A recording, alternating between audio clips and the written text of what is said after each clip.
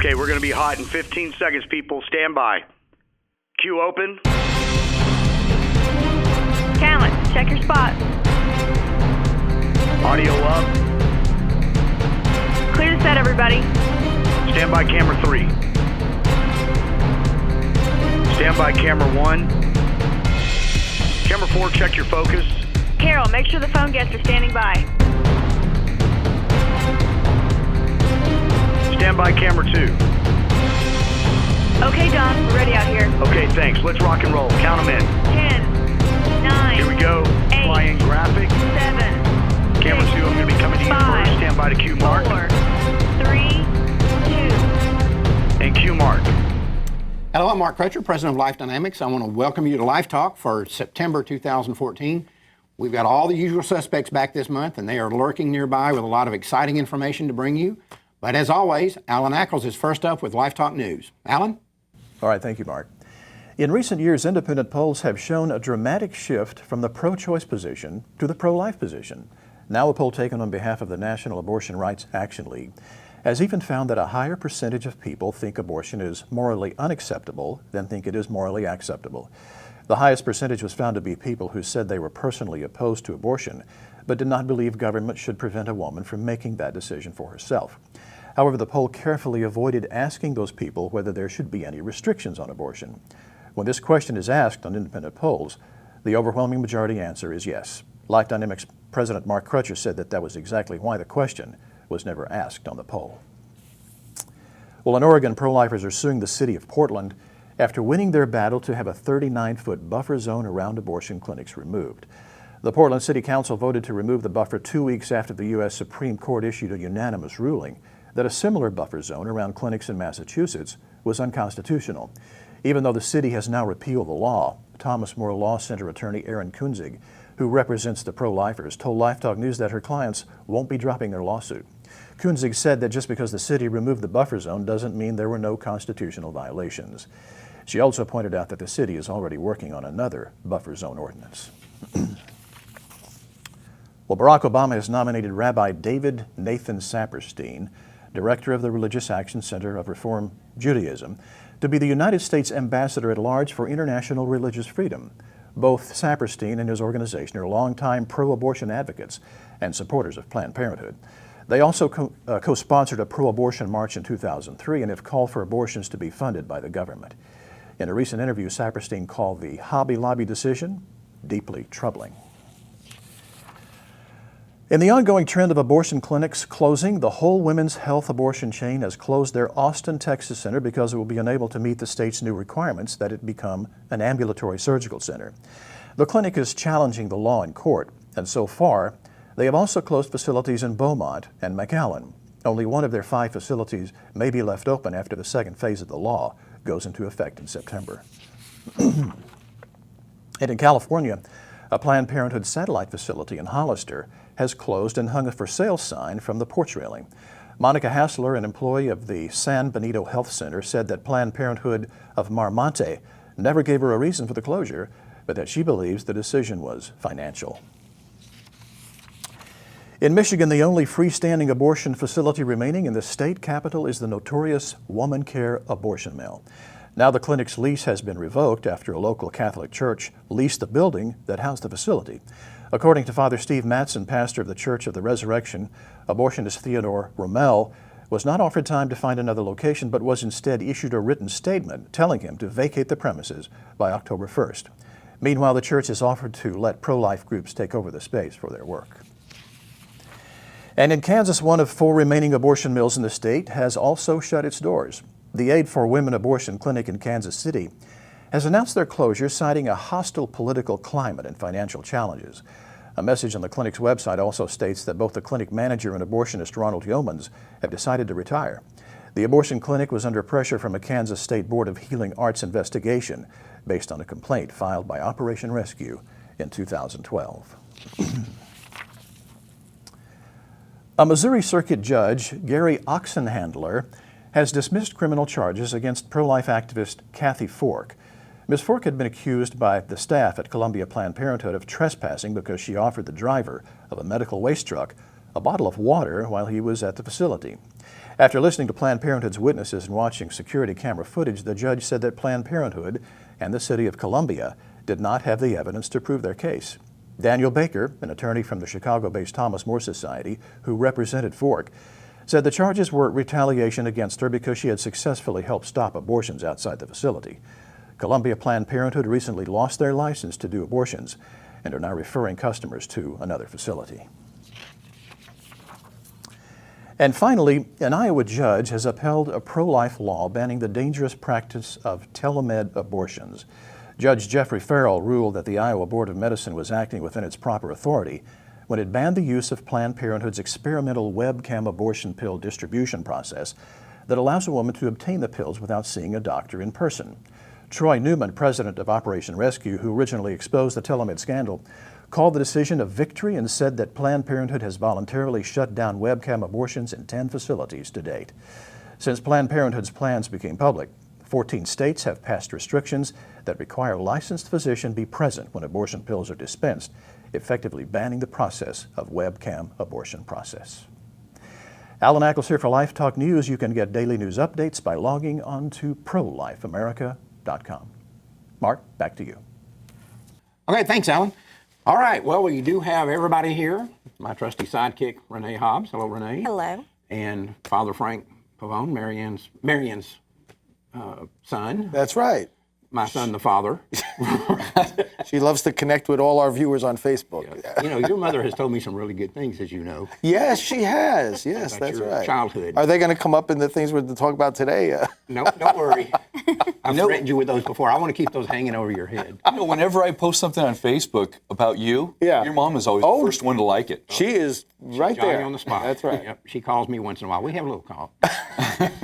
And, of course, we've got Destiny Herndon de la Rosa back, the Way of Suffering. Of the Rose. Yes. Or it could also right, mean that. Right. And, of course, Troy Newman has wandered back onto the reservation. We got a lot of neat stuff. First, I want to bring everybody up to date on some of our projects. We've been talking about our new websites. Pro-Life America, to redo a Pro-Life America. Looks good. Went hot a couple of days ago. And we're still working on the websites. We're going to have 13, I think, really slick websites. The ones that are already up, I think, are really slick. And of course, we've got yours up. The Abortion Resistance. Abortionresistance.com. And it looks really good. All of them are looking good. They look great. Yeah, they do. Yeah.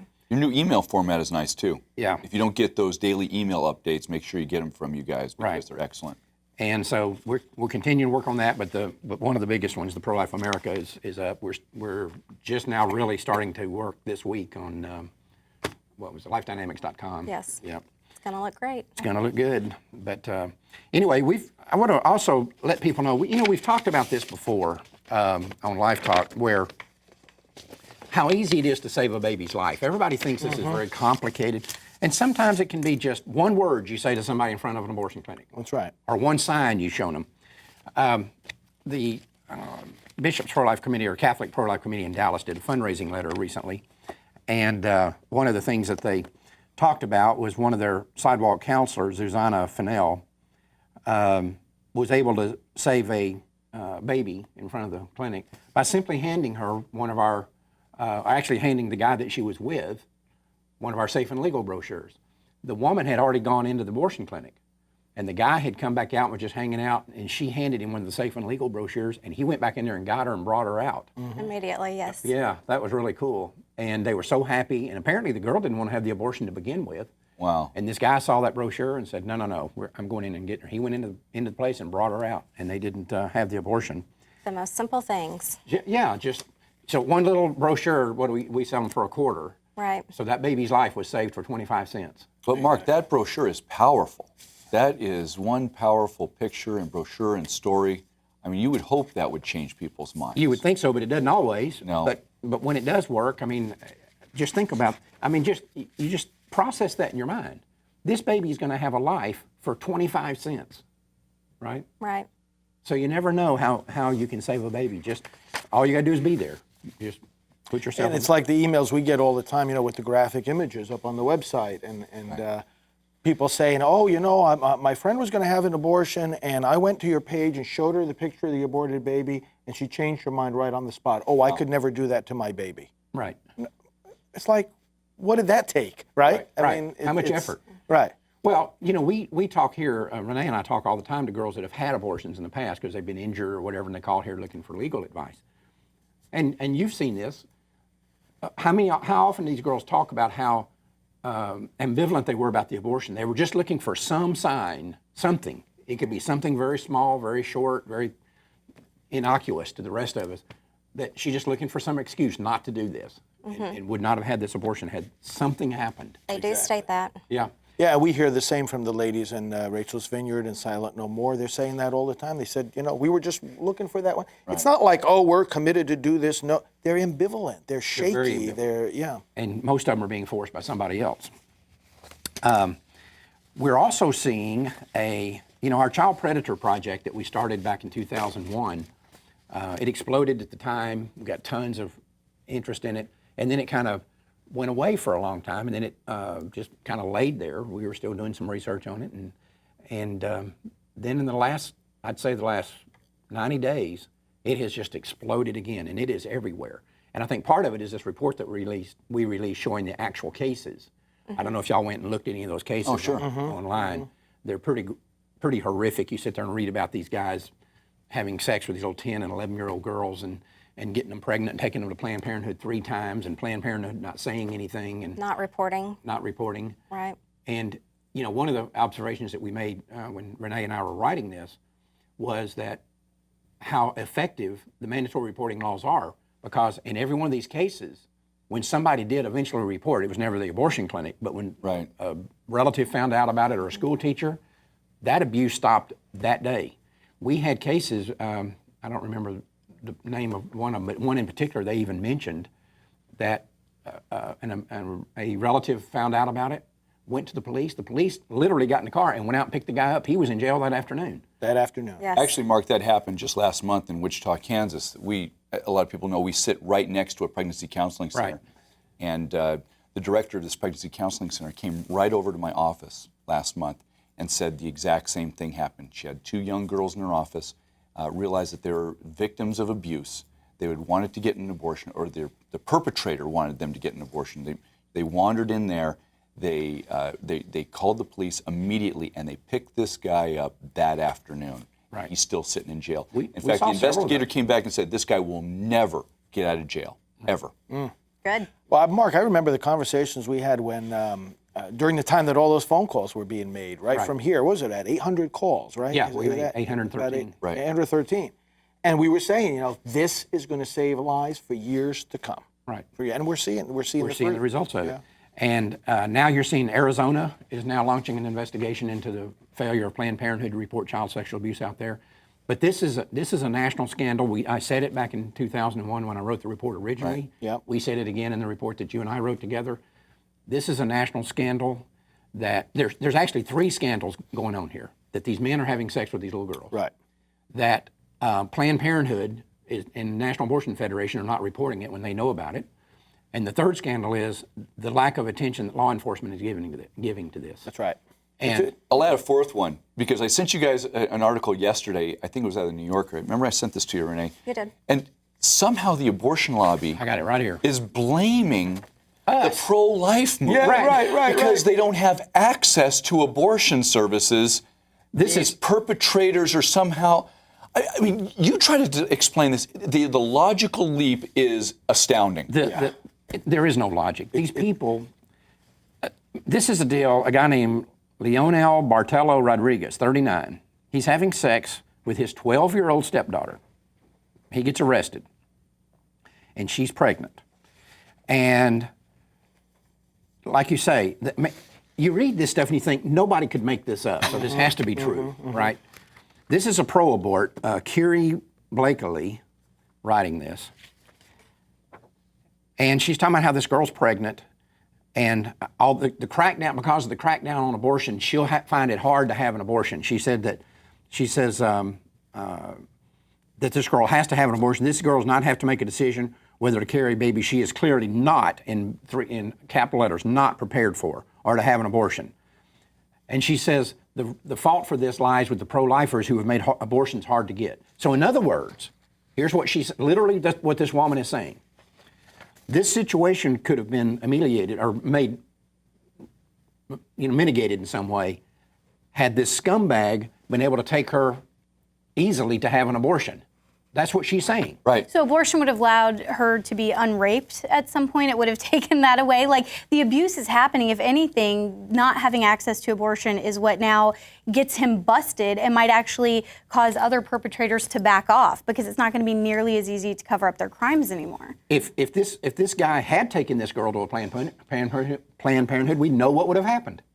They would have ignored it, and he just started having sex with her again within 24 hours. We saw this time and time again. Yes, we did. The thing that I appreciate about the child predator and following you guys on Facebook, where you're just allowing these little snippets to come out, is I think a lot of times when you're trying to explain to other people that this is happening, they're like, yeah, right, no, it's not. But when we can actually put names and faces with it of not of the victims, of course, but of these, monsters who are doing this, I think it really helps people understand. And I know for me, it's gotten in my own head where I found myself talking to a campaign worker, and she mentioned that a lot of people don't understand. The women who go in for abortions, they just assume they're rape victims. And I stopped her right there and I said, here's the thing, even if they are, even if there's someone who's being abused or there's a issue of incest, like, you have to realize abortion is not the solution to it. That's what's covering it up and getting these people off the hook. And you could tell for her it was like refreshing to even hear somebody arguing this thing that I feel like is a scapegoat we're constantly given, that everybody who goes in is, dealing with rape or incest. Yeah. Okay, but abortion's still not the solution, even in those minute cases. Well, I saw a report years ago about this was a poll taken by the Washington Post, and they went out in the street and interviewed people, and one of the questions they asked them was, what percentage of abortions do you think are done on women who are victims of rape or incest? And they were saying, 70%, 70, 80%.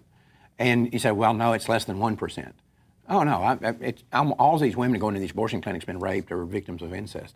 And so there's a lot of work we have to do out there to get people to understand the realities of this. And I've got a note right here. I made that very point here on something else.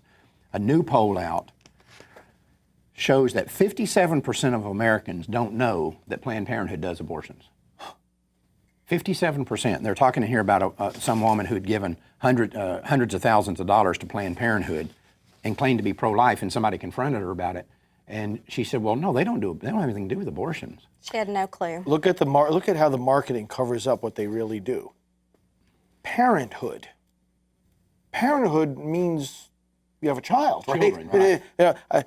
What does Planned Parenthood do for the person who wants to plan to be a parent? Right. They're doing just the opposite. Right. It's the marketing genius Right. here is what. Right. I'm not surprised. Most people, they don't have anything to do with abortion. Remember a couple of years ago, Cecile Richards came out with that picture. I don't know, it was Time Magazine, Life Magazine, or All something. the babies. She had all those babies. Yeah, we've you got see, that that's magazine. right. Remember Yes, that? we do. Yeah. It was the most disgusting picture but that's the image that they're trying to project. I bet that same polling data says that Planned Parenthood does mammograms too. Probably. They don't own one mammogram machine. They're $1 billion a year organization. I'm proud to say the reason that I actually found out that link was through my pastor over a decade ago and him mentioning it from the pulpit. And I think we have an amazing opportunity for pastors to really point out that Planned Parenthood is the largest abortion provider we have in America. Yeah, exactly. How many people are sitting in churches this Sunday who give money to Planned Who give money? Right. Right. Well, Mark, I think in this whole thing, get the value of listening to those recordings is something that we should reemphasize and really invite people to go back, go to the website, go to the social media, and listen to. There's nothing like listening to these people training these girls how to lie, right? To get around the reporting requirement. Don't say anything about the age of the guy, Right. and just the pure evil and the absolute lack of concern for this woman that they claim to be so concerned This about. little 12-year-old, 13-year-old girl. It's amazing. On the political front, 100 moderate, quote unquote. Have you ever noticed anytime the press calls a Republican moderate, that means he's a pro-abort? Pro-abort. 100% of the time, that's what they mean. Are backing a pro-abort Democrat over a pro-lifer governor of Kansas, Brownback. Now, we all know Brownback has been all over the lot on the abortion thing. He has not been a reliable pro-life guy, but he claims to be pro-life, and at least he says he is. Well, I'll beg to differ with you. Ever since he's been in Kansas, he has signed every single piece of pro-life legislation, and he's been a stalwart. I didn't agree with him on the Sebelius nomination, and everybody knows that. Right. However, once he became governor, he's been 100%. All right. Why would 100 Republicans back a rabid pro-abort Democrat against him? I'll tell you why. Because in Kansas, you are not a politically viable candidate if you're a Democrat.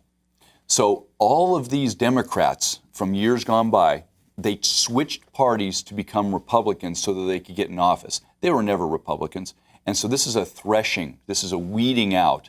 And these people are the same people who voted for Kathleen Sebelius, that supported abortion, supported George Tiller, and supported the rabid appointment of these. Well, the point I want to make Supreme is Court justices. that there's so many pro-lifers who get this blind spot. Oh, that person's a Republican. They're on our side. We can count on them. No, you Right. can't. Oh, no. These people have stabbed us in the back more often than the Democrats have stabbed us in the chest. This is a typical wolf in sheep's clothing. Right. You have to.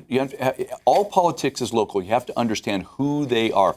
I remember a story way back when Pete Wilson was running for city council in San Diego. He was a pro-abort. We knew he was a pro-abort. And then he became the mayor of San Diego. Right. And then he became the governor of California. And then, I think it was 1992, he ran for president. Right. He came really close to being president if he didn't have a problem with his throat. And this guy was a rabid, liberal, left-wing Republican, actually a Democrat, pro-abortion. And we have to understand that we can't allow these people to get elected even at the city council, at the dog catcher level, Right. if they're pro-abortion, because they will rise at some point in the party. And especially get them elected just because they got an R behind their name. Oh, that means nothing. No. That means in the last election cycle, there are several times I just didn't even push a button. Both the Republicans were Right. bad, and I just said, nope, I'm not voting for either one of them. Not going to get either one of them. I'll write in Destiny's name next time. Thank you. We've got. We'll happily accept your nomination. We talked here not too long ago about a situation in Nevada where this girl was pregnant, and she was mentally handicapped. She was mentally I think they said that she had the capacity of a 3-year-old, whatever, mental capacity. Anyway, she became pregnant, which I never heard anybody say, well, who raped her? Because that's a rape. If that girl, she cannot consent to sexual activity. Right. Same thing that happened with Kristen Gilbert. Kristen Gilbert. Same exact thing. But she was underage. This girl was not underage, Right. but she's still, in Texas at least, I don't know about Nevada, in Texas, if you're mentally incapacitated, you cannot consent to Right, sexual ever. activity. Right. Right. Anyway, her parents, the girl's parents, were trying to force her to have an abortion. And a judge actually sided with her, with the parents, to force this girl. They were physically going to take this woman and have her aborted. The grandparents fought against it, and they finally won. And now they have legally adopted the little girl. The little girl's now 15 months old. Wow. And she's fine, no She's problem. healthy, yes. Yeah. Did Yeah. you see the picture? I did, yeah. Yeah. And a cute little girl. Sweet little girl. And so it was that's really a neat Did they ever find the rapist? I doubt they were even looking for him. Yeah, that was the same thing here down in Tarrant County. Yeah, with Kristen Gilbert. Of course, you and I had a conversation with her grandmother. Oh, yeah. And we think we know who the rapist was. Yeah. And that's the reason they're not looking for him. Yeah. But anyway, have y'all seen this deal? And this is kind of scary. They think that, and there may even be Bill Gates behind this, the ability now to develop a microchip that you can put into a woman's body that will make her infertile. And they're hailing this as the next big thing for birth control and population control and all the eugenics and stuff that we've talked about before. And that it'll be perfectly safe. You just implant this thing, and you can actually control it from outside your body. Right. And they say it will work for up to 15 years, to make you infertile for up to 15 years.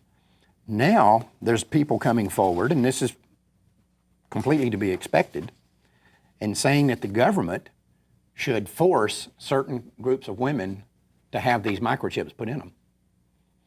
And, I mean, the thing's real tiny. You can see it sitting on that person's finger. I mean, it's just a little bitty thing. Right. And so this goes along with the eugenics issue, because who do you think is going to be forced, quote unquote, to have these? It's going to be the same people. It's like that we identified in MAFA 21 that are the undesirables, the Right. people we don't want to have children, just like Ruth Bader Ginsburg said. Supreme Court justice said abortion was there to get rid of groups of people that we don't want to see there be too many of. Right. This is a woman on the United States Supreme Court. This is what they're talking about here. Yeah. They're also saying that we need to have a license to have children. Right. And if you have a criminal history or poor, that you can't have children at all. And so what would be the problem then with the government saying that when a baby girl is born, this is put in, right? Right. And it's activated. And now, if later on she doesn't get this license for whatever reason, you know, she gets to be the age she wants to have a baby, she goes to the state and they say, well, you're black or you're poor or you're not married or you're this, that, and the other, so we're not going to turn your chip on. I'll add another group to that, political dissidents. And Absolutely. Maybe even a year ago you wouldn't have accepted this, but more and more the people who disagree with the government are being called all sorts of horrendous names and ostracized. So if you're a Christian, if you go to church more than once or twice a month, if you believe in the catechism, say the rosary, if you're pro-life, if you're a Republican, they could just turn that chip off. Your chip won't be turned on. That's right. Exactly. And it'll be a power play. I mean, look at communist China. What more totalitarian sort of power to control people's lives as to whether or not you can have a baby? Right. I mean, that's just messing with people's heartstrings and the deepest fundamental beliefs that we have as human beings. Well, think about this, Troy. The government, and these people are calling for this. Women have this, be forced to have this put in their body. Who is now God? These people in government. That's right. I'm always shocked that people would call on government to do the most atrocious things. Right. Is it government calling upon government? No, these are people, these are your neighbors, these are your friends saying, we think we should have a law that everyone gets a chip in their finger. Who's going to control that? Who's going to be the person in the government to make these decisions? Right. Yeah. You see, this is why these battles over religious freedom are so important, because this is the foot in the door that the government says, okay, we have this list of services now, and we're telling you, employers, and we're telling you, Priests for Life, and we're telling you, Catholic Church, and all the other churches, you have got to provide your employees coverage for these things. So it's the principle at stake here. If, in fact, they can force that, well, then they can also force down the road a chip like this to be put in. It's the government trying to be God. And the other thing, too, we get this all the time at Priests for Life, and I'm sure you do, too, where people will come to us and say, you know, our doctor was trying to force us to do this, that, or not to do this or that. And we've got to restore, a culture of life means is a way of thinking that includes the idea that when you go to a doctor, you, the patient, are in the driver's seat. Right. Not the doctor. Right. Oh, but I don't know anything about them. Well, you don't have to. But you are your own decision maker when it comes to medicine. The doctor is there to serve you. Yes, he has to give his best medical opinion. Yes, he has to assess what's going on. And yes, he has to advise. But that's where it ends. Right. The patient is in the driver's seat, and that's a concept that I think a lot of people have lost. Well, that's especially important in an era when we're moving toward socialized medicine, Right. because now the doctor is an employee of the government. This is a government doctor, right? And so that even becomes more important, that you don't surrender this authority to these people. On that line, and I want to make this point a minute before, we have to differentiate between health care and health insurance. You notice that they've set up this Right. healthcare.gov. It's not healthcare.gov. It's not healthcare, no. It's healthinsurance.gov. And guess what? You can get health care without health insurance. Yeah. I've done it for 19 years. Right. You walk in the doctor, my son had a cut finger, need a couple stitches, they stitch it up, I give them money, we walk out. Right. You do not need health insurance. In fact, the doctor that cared for us, she says, I don't have health insurance either. Right. I'm a doctor. I don't have health insurance. I don't need it. Right. You don't need health insurance. And I, for one, To get health care. Yeah, I'm standing on my little soapbox here. I am not signing up for Obamacare. I haven't had insurance in 19 years. I'm not going to sign up for Obamacare, and I'm not going to pay the fine. It's immoral, and I think it's illegal, and I won't do it. Good for you. I'm not letting you know. All right. Someday I'll tell you how I let me feel know. too, Mark. I don't have anything to do with it.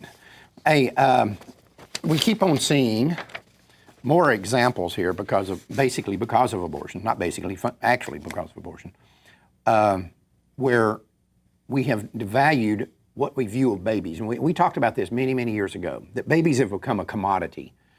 Babies have no intrinsic value. Right. Their only value is what they do for us, right? They don't have value on their own.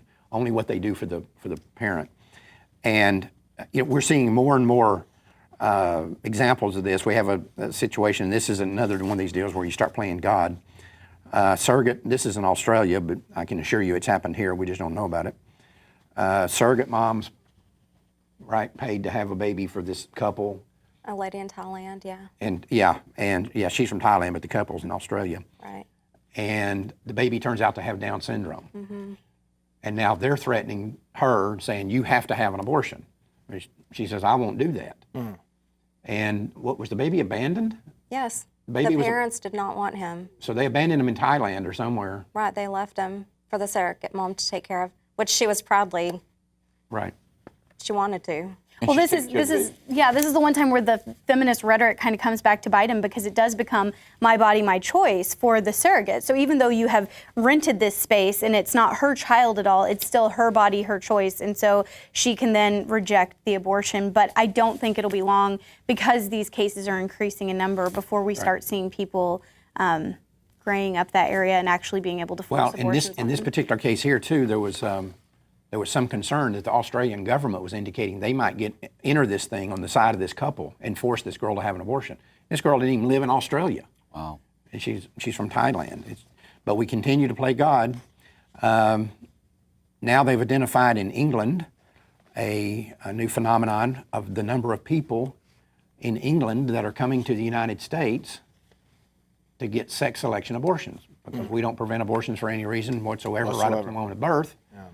And so now you have the English coming here to get abortions, so they can abort a baby because they don't want a girl or they don't want a boy or whatever it might be. You know, when Killer was, go ahead. Well, no, there was a story of a lady that had 2 boys, and when she found out she was pregnant with the second child, it was a boy. She was really distraught, upset, and her husband said that they could have one more child, so they decided to come here to have a little girl, and she is pregnant with a girl, but it is sickening. But this is the playing God phenomenon, and so we either want to be gods ourselves or we want to make the government God. I used to make this point all the time. We point at France and we say these guys are completely debauched ever since the French Revolution. They're completely off the moral deep end. But you know what? They have abortions only till 3 months. Right.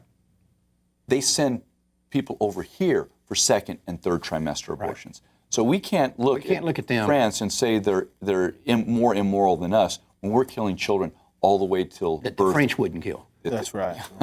We do something so bad even the French wouldn't do. Yeah, that's right. Well, that's pretty bad when you do that. In Ireland, now this is another one of these deals. We talked earlier about how these degenerates on the pro-abort side were blaming us because of the child predator issue. This 12-year-old couldn't get an abortion easily in order to protect the 39-year-old man that was raping her. Now, in Ireland, and the pro-lifers are getting blamed for this, Ireland has recently relaxed some of its abortion restrictions and said that you can have an abortion if your life is being threatened by the pregnancy. Now, we've talked for years on this show, and I did a little training with you guys here in the office some time ago about why you cannot embrace exceptions, even for the life of the mother. It has to go to the issue of intent. What do you intend to do? But the reason you can't embrace an exception for the life of the mother is, and the pro-aborts have already written law review articles about this, we've got them here, saying that if you ever have a prohibition on abortion that has an exception for the life of the mother, all you have to do is claim that you'd commit suicide if you didn't have an abortion, and that would meet the legal test for a threat to your life, right? And I can even remember some pro-lifers when I first started saying this, saying, "Oh, I don't think that's reasonable for you to think they do that." Well, and it went from life of the mother to health of the mother, because you also hear people talk about that for health reasons. Right. She needs to do this, and that could be heartburn. I mean, it can be mental health. Right. It completely opens the door wide open. Well, now this situation has come up in Ireland. This woman was pregnant, wanted an abortion, couldn't have one, so she claimed, if I'm not allowed to have this abortion, I will commit suicide. What'd they do? They forced her to have an induction. They induced her at 25 weeks. Oh, my. And so they induced this baby at 25 weeks when this was a forced induction. So the woman wasn't miscarrying. They forced her to have she had an induction at 25 weeks. And now this baby has been born prematurely, and all premature babies that early are going to have some health issues, generally speaking. And of course, this baby does, and they say it may be blind, it may have had some brain damage, and this baby had no problems. Mm-hmm. Oh, wow. You know, in the course of my travels, Mark, I recently, just last month, a man comes up to me at a pro-life rally. Father, I want to introduce you to my son. He was born at 24 weeks. Wow. And so we took a nice picture together, and then just last week, I'm at another event, and a woman comes up to me. Father, I want to introduce you to my daughter, born at 24 weeks. Right. You know, and both of them healthy young children who are just, not only running around, but at pro-life events, which is so beautiful. Right, exactly. Amen. But how do you, I don't even know what to say about some of this stuff. Yeah. Like this, Republicans now, or some pro-life Republicans, and we saw this in several election cycles over the years, started mailing the little 10-week babies around to their colleagues. And they're saying that the people who are receiving these and people from National Abortion Rights Action League say these little models are 10-week babies. They're not aborted. They're just the little 10-week baby model. Show what a 10-week baby looks like. They are repulsive and shocking. Yeah. Killing them is not repulsive and shocking. Just seeing them. Showing them, yeah. Just seeing Just them. science and education and knowledge is that's right. repulsive That's and right. shocking. Keep sending them out. See, they have to be graphic pictures to be repulsive and nasty. Well, that's like USA Today refused to take a full-page ad from Priest for Life that we were ready to buy and pay for, of not only not an aborted baby, but a developing baby in the womb. Oh, no, too controversial. And a pastor I know, somebody wanted to put up a pro-life sign with a living baby on it. Living baby. And you know what he said? We don't want the church to get bombed. Oh.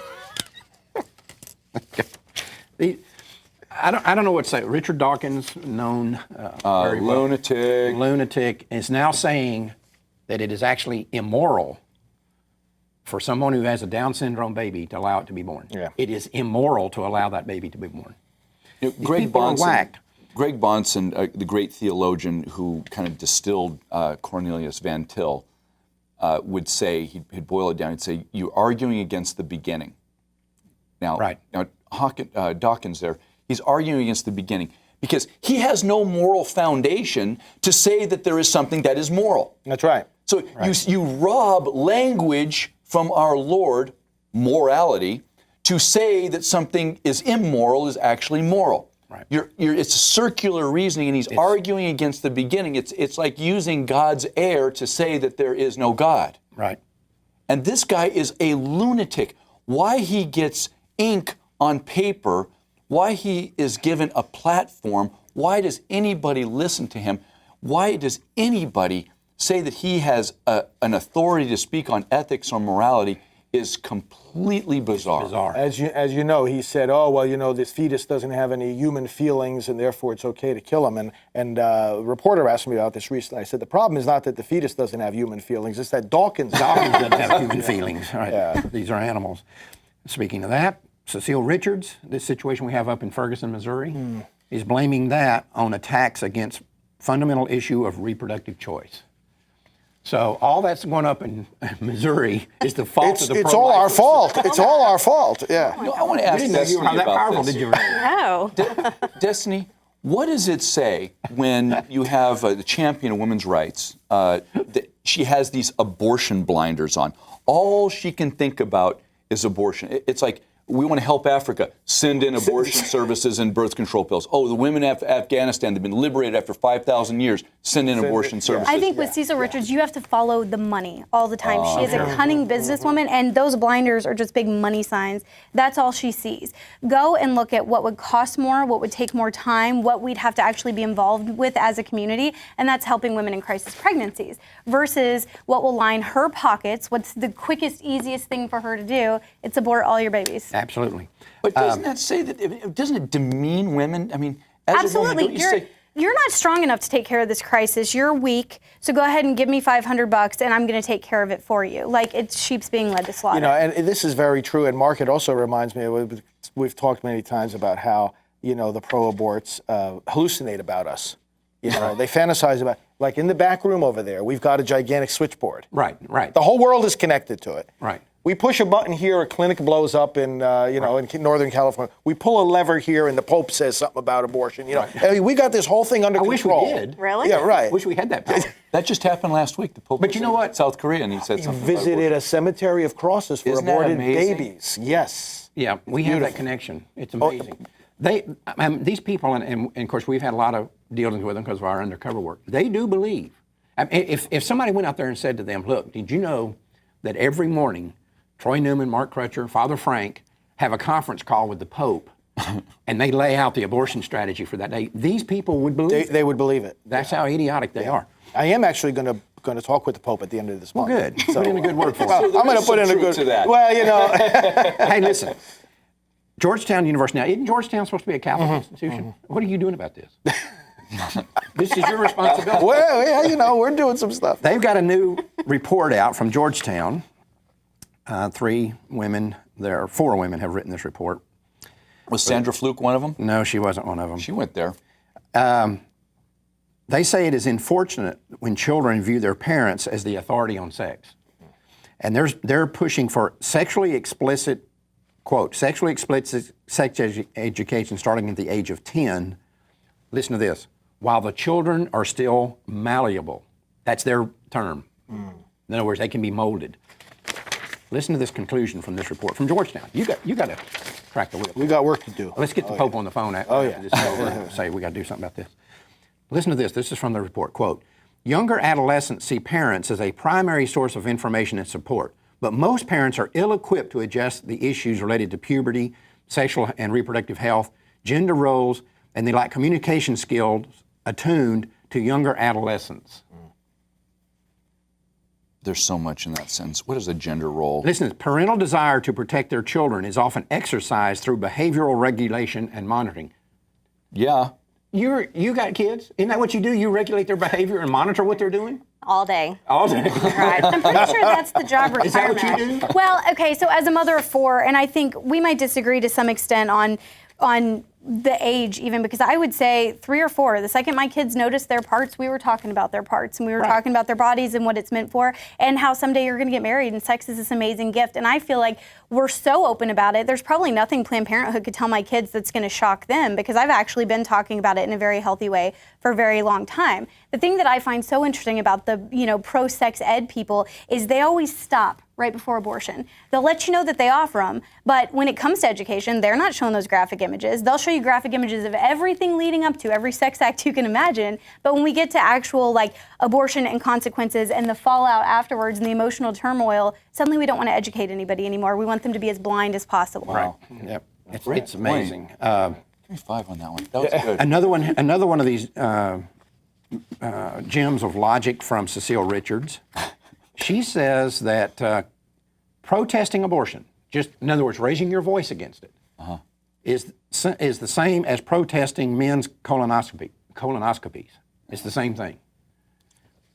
These people, I'm telling you, these people are whacked. I've been saying it for years. And speaking of whacked, you mentioned Sandra Fluke a moment ago.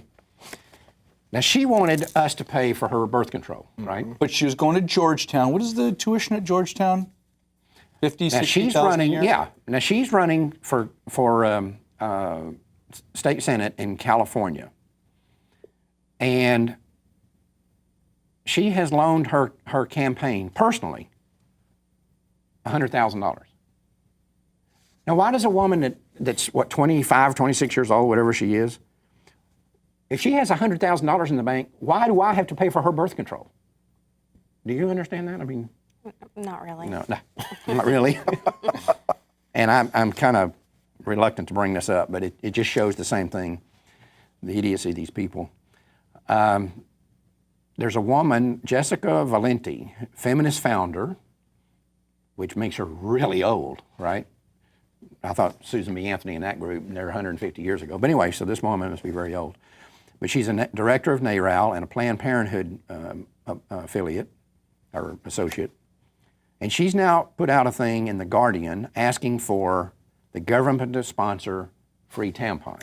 Okay, so this is where I'm going to disagree with you, Mark. And I almost brought it up at the last one because while I absolutely would not support free birth control, she She's the founder of Feministing, I think, right? Not yes. actual feminism. Feministic, Yeah, she didn't get to claim all feminism. But yeah, so she had tweeted asking if there were any services in third world countries or anything that had free tampons for women. Now, birth control, to me, that is an active choice you're making. You are choosing to engage in sex, and a baby could come from it. So for me, that's a burden you need to bear if you need that in your life.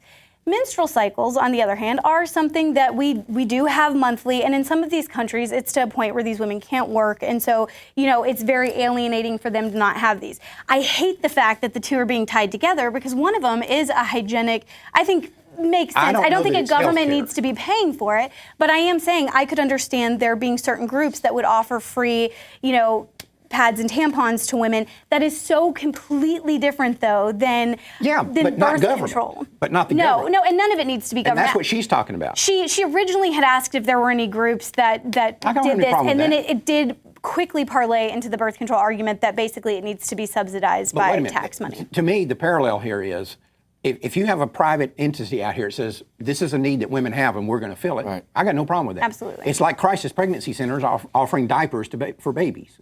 To me, it's the parallel situation. Well, this is their mindset. They immediately jump to government. They want government to take care of it. Her argument is the federal government has an obligation then to do this. That's the problem, not the other part of it.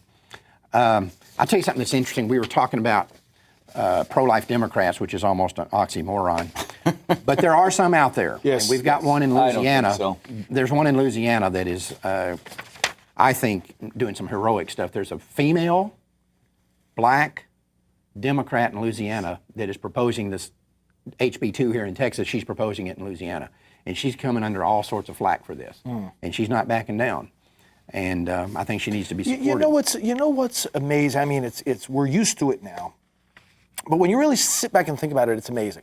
You look at so many of these legislative votes, whether it's at the state level or at the federal level, go back and look at the party breakdown of the votes over things that are even things that most Americans agree on, with certain abortion restrictions and regulations, whatever it might be, though. Abortion-related votes, how you'll have this party line voting. And the Democratic side is always on the side of whatever is going to foster more abortion. And so, first of all, it's a matter of people waking up to that and saying, why is this party so aligned with abortion? That's a question in and of itself. But the fact that the split is so predictable means what? It means, that A, these legislators aren't thinking for themselves, and B, why is the party pushing them in that direction? Because someone like this, may God bless her for her courage. The higher up you go in the ladder of the party, the more intense the pressure is. You have got to fall in line with support for abortion. Well, this though, one of the things we brought this up for, and Renee and I were talking about this the other day, this shows the bias of the media. Yeah. Katrina Jackson's this woman named, she's state rep in Louisiana. And the media is totally ignoring her. But when Wendy Davis here in Texas does this filibuster against the exact same law, she becomes a national darling of the media, right? And why not? And it took no courage for her to do that. That's right. This took enormous courage for this Ms. Jackson to do this. Why isn't she getting any press? And let's just analyze the law real quick. The two key points in this, whether you're pro-abortion or pro-life, let's just look at them. Number one, the abortionist has to have hospital privileges within 30 miles to provide a continuity of care, the standard of care that when you botch an abortion, you make sure that this woman gets health care. Number two, that the abortion mill where the abortion takes place has to be of the same standard of every other ambulatory surgical center. In other words, it's got to have oxygen masks, it's got to have resuscitation equipment, halls wide enough to handle a gurney. I'm sorry, that doesn't really sound like a pro-life bill to me. That's right. Where's the problem with that? Where's the problem? It doesn't look like a rabid, hardcore, foaming at the mouth. Yeah. Right. But the media, I think the big thing there, though, is the media made just a hero out of this woman who basically, at one point in her life was, and when you're talking about Winnie Davis, I'd still say this, I'll probably get a lot of flack for it, was basically a prostitute. And they're making a hero out of her, but they're completely ignoring this Ms. Jackson, who's taking a lot more courageous stand than Wendy Davis ever dreamed of taking. And I'll tell you something else, and we're completely out of time. We're over time for this segment. If you want to look at media bias, look at all the attention now, and let me make sure people understand this. I am an adamant advocate against the death penalty. I oppose the death penalty across the board. But look at the attention this situation has gotten out in Arizona, where there was a botched execution of this guy, and they claimed he might have suffered for some time, and it took a while. They let an abortionist do it? No. They let an abortionist do the execution? But why is it that we have botched abortions that kill women on a routine basis, and the media will not even talk about them? But one botched execution, and this is a cause celeb now in the media, to call for all executions to be done away with, which like I said, I have no problem with that. But why is the media covering one botched killing and not another botched killing? Why is that? And, you know, if you botch the killing of a guy who's a heinous murderer, that somehow is newsworthy. But you botch the killing of a 16-year-old girl who was the victim of statutory rape, nobody cares. Yeah. Or you have a Abortion blinders. It's abortion blinders. Or a situation like Tanya Reeves in Chicago, where it was not a botched abortion, it was a murder. It was. Planned Parenthood, and if this is not true, I'm going to invite Planned Parenthood, sue me. This is libel if this is not true. Include me too. Include us And all. me too, all of us, all of us. Sue all of us. This was murder. You committed a murder against Tanya Reeves. Now, if that's not true, then sue me. But and by the way, if it's not true, you'll win.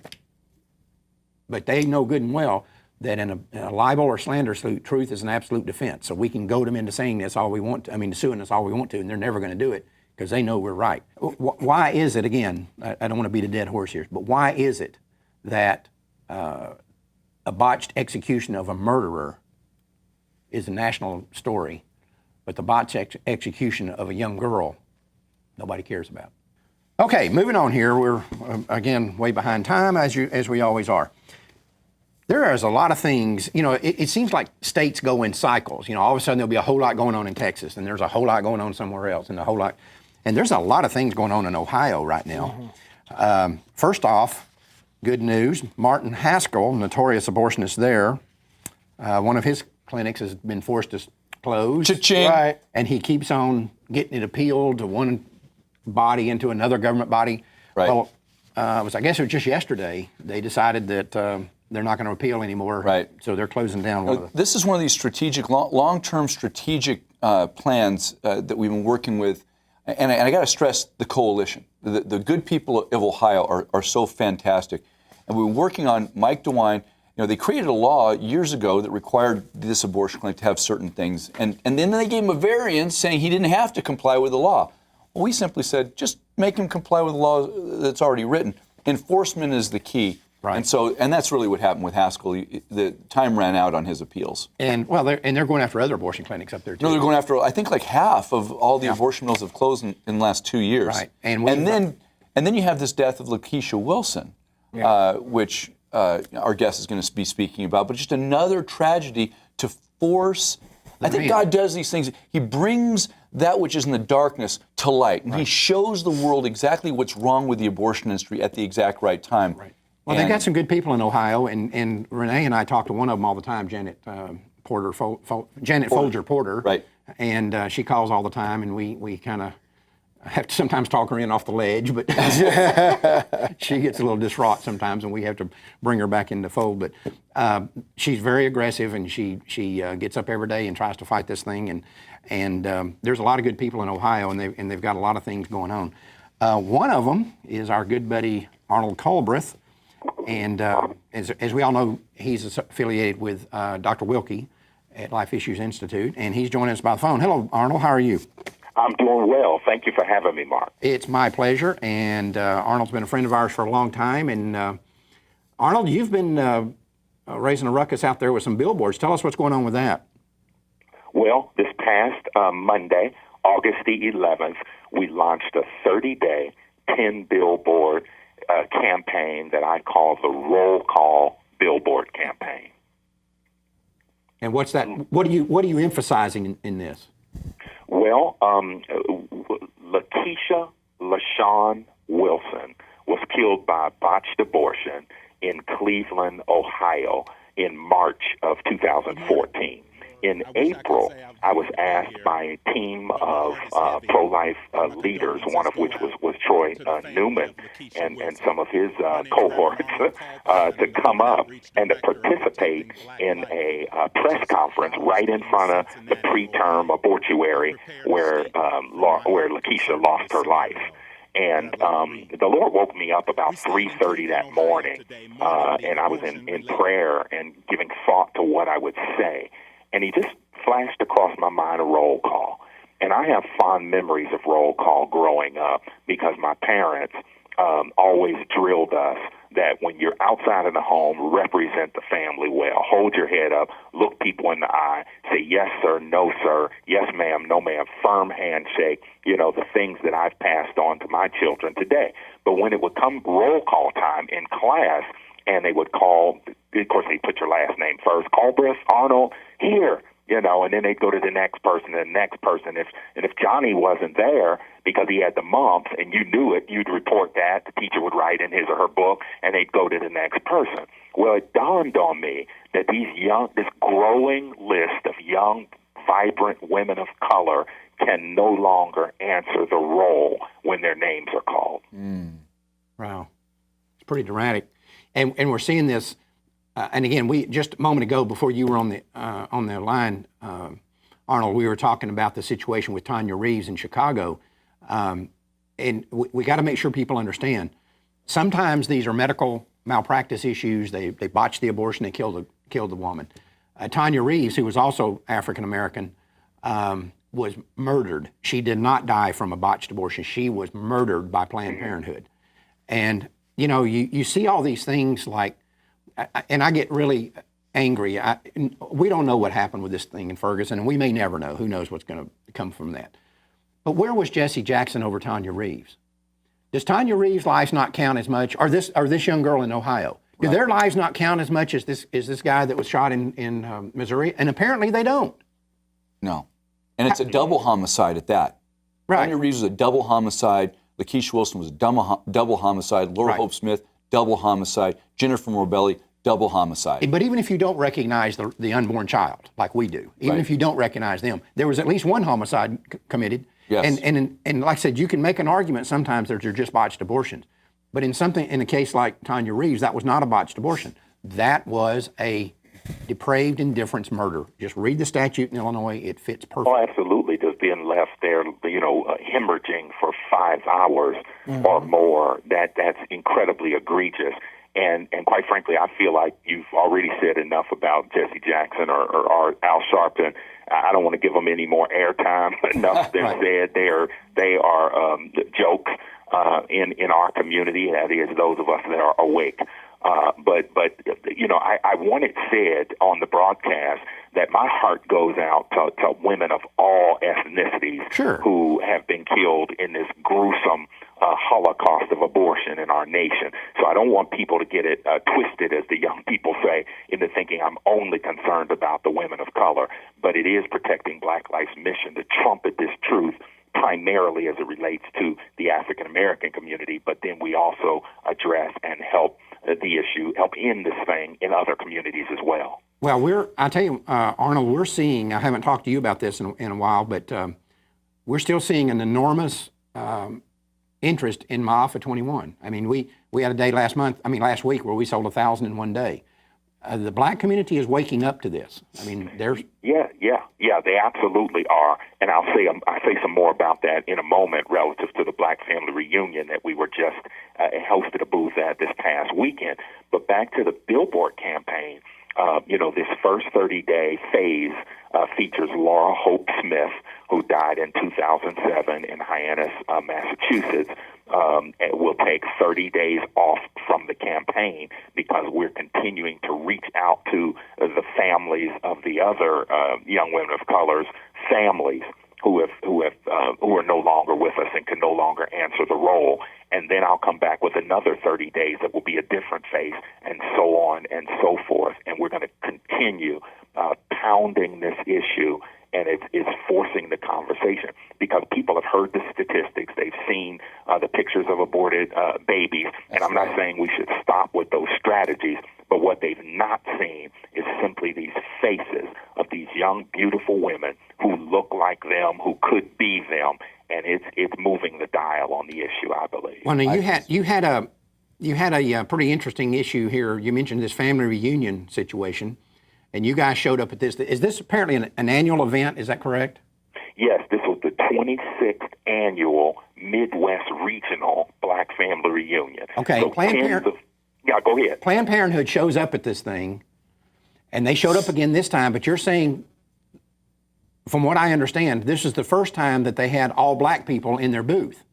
That's correct. This is the fourth time that Protecting Black Life has had a booth at this event where tens of thousands of black folk converge on the Ohio riverfront, and there's food, there's music, there's exhibit booths, there's blood pressure screenings, et cetera, et cetera, et cetera. But every time Planned Parenthood has a booth, there are always white volunteers there. This was the first time they had young black women there. Now, what my understanding is that, and you correct me, I obviously wasn't there, you correct me if I'm wrong, but there were people, Catherine Davis and Alveda King were there, and they actually went to the Planned Parenthood booth with some of the black genocide arguments and engaged some of these black women at the Planned Parenthood booth, and they didn't come back the second day. Is that right?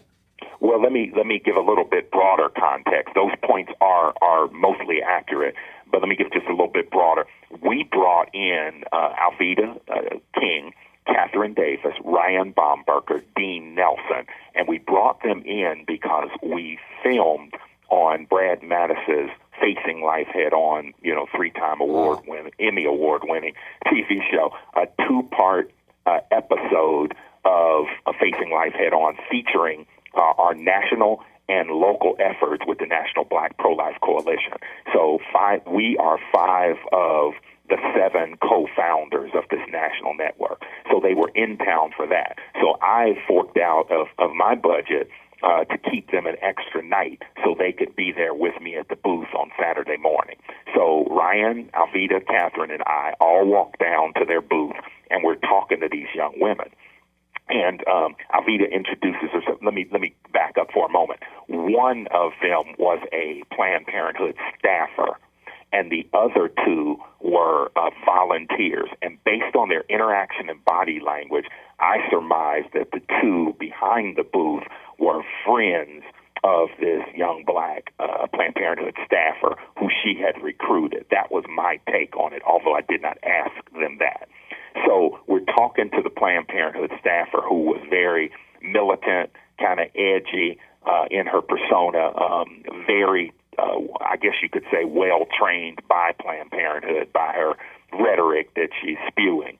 So Alveda says, I'm Dr. Alveda King, the niece of Dr. Martin Luther King. And this young girl says, oh, that's so wonderful. So then we start sharing our message along with the black genocide message. And the young woman says, well, we're not here to talk about the issues. We're here to talk about our services. And if you continue to talk about that, I'm going to have to ask you to leave. And I said, well, this is public space. You can't ask us to leave. And she said, well, we like to keep the front of our booth clear. And Alveda says, now, a minute ago when I told you I was the niece of Dr. Martin Luther King, you were giddy. And now that I'm talking to you about the leading cause of death in the black community, now you want me to leave. So, and Catherine, with her hands on her hips, basically read this young girl the riot act from the perspective of a black female to another black female, sharing with her how disheartened and saddened she was that this young girl has not only drank the Kool-Aid, but is getting others deceived as well and receiving a paycheck to do it. Wow. Good for you. But then, is it true they didn't show up the second day? That's right. Now, I will say this.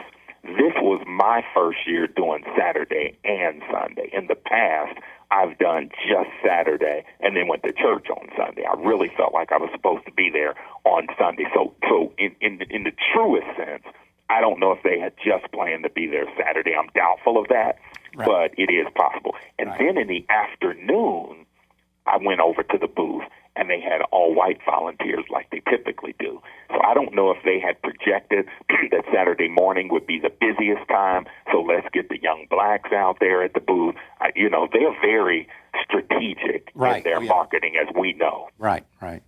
Well, listen, I think this is a neat story, and what you guys are doing with the billboards are really cool. And you know, like I said, right now Ohio is kind of on fire with pro-life stuff that's going on, and you know, we've experienced that here in Texas in recent years, or recent months, especially with HB2. So we know what that's like, and I just want to congratulate you guys and thank you for what you're doing as far as the black genocide. You guys have been a tremendous help with us on that front too. And Well, thank you. I've either sold or given away thousands upon thousands of maaфas, and will continue to do so.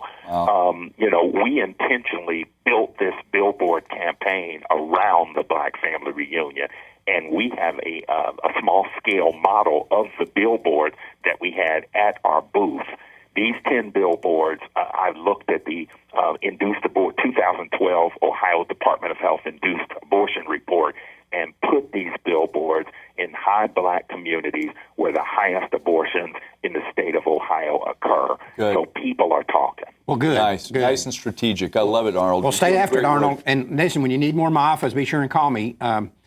You know, we've gotten these things down now to where we're having people buying them in the hundreds and in the thousands, literally. And we're making them available very, very cheaply, $1.50 a piece. So it's a thing you can put in somebody's hand, and you can do a lot more than $1.50 worth of good with them. I guarantee. Absolutely. I am going to be reaching out to you all because I'm down about my last 20 to 25 of them. Well, don't run out. You just give me a call, and we're not ever going to let money get in the way. So you just Well, give us a thank call. you. And thank you for what you're doing, Arnold. All right. Thank you for having me on. Thank you, sir. Bye-bye.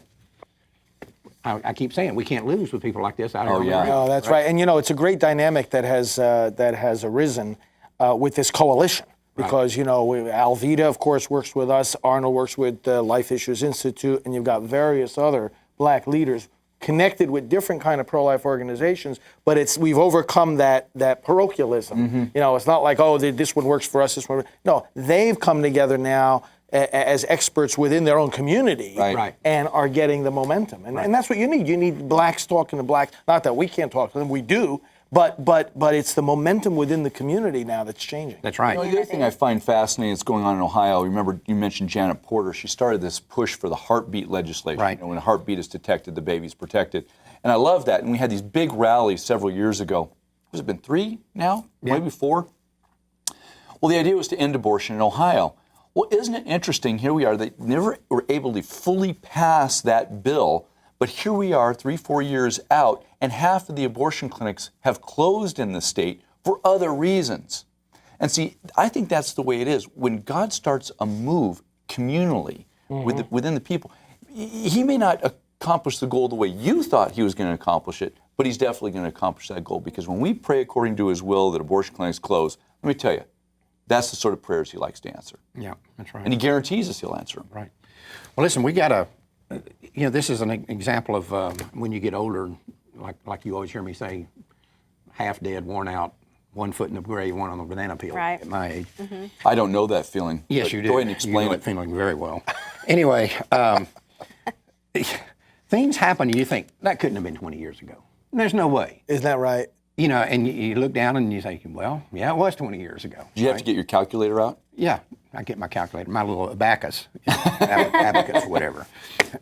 Anyway, and it's kind of like, you know, my daughter now is 24, and I could sit here and write you a script of everything that happened the day that we got her. Yeah. We adopted her, and the day we picked her up at the lawyer's office. I could write you a script. It seemed like yesterday. Yeah. But here it is, 24 years, and now you've got a child that's married, and you know, it's just amazing. One of those is 20 years ago, a new organization was formed called Crossroads, and this was kids basically walking across the country, inspired by Pope John Paul II. And I can't believe Crossroads is 20 years old. And joining us now from Washington, D.C. is Jim Nolan. Hello, Jim. Hey, Mark, how you doing? Well, I'm just fine, and we're just about out of time. I'm sorry we got you on so late, but I just wanted to bring you on and just say how proud we are of you guys. You know, when this thing started, I think probably most people would have said, well, this will last 6 months and they'll be gone, you know. But here you are 20 years down the road, and you've had ups and downs. But you guys are still out there walking across the country. Yeah, we are, and I'll tell you what. When the first group, a friend of mine started the organization, and when they came up to me their first summer, when I was a student at Steubenville at Franciscan University, they told me they were walking across the country for pro-life, and they knew I lived in Washington, D.C., and they asked me if I wanted to go, and I said no, but if you make it to D.C., you can stay at my house, and kind of laughed. Right. And 3 months later, they made it to D.C. and they stayed at my house. And a couple years later, I ended up leading one of the walks. And, they did that first walk from San Francisco to Washington, D.C. in '95. And here we are 20 summers later. And we had 3 walks here in the U.S., starting in Seattle, San Francisco, and Los Angeles, that all walked together simultaneously, beginning in mid-May and ending just last weekend. And we had 1 walk in Canada, which is our 8th annual walk in Crossroads Walk in Canada. That went from Vancouver to Ottawa on those same dates, 12 weeks long. And we have international walks now in Ireland, Spain, and Australia that all occur on a yearly annual basis. Well, see, we told you weren't going to make it 6 months. You made it 20 years, right? We were right. Amazing. I was right to begin with. And now he's international. And now he's international. Spain, Right. Ireland, where else? Spain, Ireland, where else? Spain, Ireland, and Australia. Australia. They walk all the way across Australia? No, we do just a tiny bit, and believe it or not, it's 1,000 miles, and it takes 4 weeks, but it's barely even a dot on the Australian map. I think that's a continent, isn't it? But here's how you know you're getting old, Jim. You've got kids walking now that weren't born when this started. Yeah, just a couple years ago, we were doing the math, and we were realizing that there were people that were walking as of 2 summers ago that were not alive when we started. Wow. That's amazing, isn't it? That is neat. It is. Yeah, that's neat. Well, congratulations to you. I knew you could do it all along. I was always believing that this was going to last forever. But and you've had tragedies. We're out of time. We don't want to get into too much. But you did have one child that was hit by a car one time, and it was an accident. It was not like a pro abort. Got him, but. Absolutely, yeah, just an accident. But even that turned into a very inspiring story, and a lot of the young people that walk now, use that as an inspiration to move forward. Yeah, that's right. Well, Jim, we were glad to welcome the walkers in New York just a couple of weeks ago. Thanks, Father. Yeah, no, they always appreciate it, and they all came back with tons of free Priest for Life materials, and they were all very excited to raid your store again. Well, it energizes as the staff, and I think that's, we see on a small level there in our office what's happening at, like you say, you have 200 churches here that you guys went to, and all these different local pro-life groups. I mean, it energizes everybody who sees these young people along the way. Right. It energizes me, too, and I'll tell you what, the stats are, in 12 weeks, we walk through 36 states, 5 provinces, 5 countries. We speak in 220 churches and 1,200 individual church services alone. Wow. Well, listen, awesome. Next time you're through Texas, make sure you come by Denton and stop by the office. We'd like to see you guys. Thank you. We appreciate it. Thanks for being with us, Jim. Take care. Bye-bye, sir. Anyway. Great stuff. Yeah, it is. And, How inspirational. These kids using their whole summer to walk across America for life. right, right. But, it's the kind of thing, too, that when they're our ages and they're looking back, they'll say, hey, that was neat. That summer I spent walking across the United States with my friends to support the rights of the unborn. And, that'll be something they can look back on for the rest of their lives. They'll never forget it. And the problem is, I've talked about this a bunch as it relates to raising our children. That old saying, it's the tragedy of life is that youth is wasted on the young. And so they're doing this, and they're having the fun, and they're committed to the cause and everything. But at this stage in their life, they don't realize that they're going to remember this forever, Right. But they will. Right. They'll be our age one day, and they'll look back on it. Anyway, it's 20 years, and like I say, you think about that deal of kids are out there marching today that weren't even born when they started this. That's pretty neat. Well, thanks for a good show, guys. Appreciate it. And everybody's going to be here next month. Is that right? We're going to. I'm not going to have to. Lord willing. I'm not going to have to round up the cats again and herd the cats like usual, right? Okay, y'all be here. Are you going to be here? I'll be here. All right, we'll I'll be see. here. Well, unless I croak or something like that. That could happen. Don't try that anytime soon. Right. Well, it's not the matter whether I try it or not. I'm not the one who makes that decision. Anyway, we'll talk to you guys next month. Unfortunately, we are out of time for this month. Thanks for being with us, and remember, Life Dynamics is not here to put up a good fight. We're here to win, because winning is how this killing is going to stop. We will see you in October.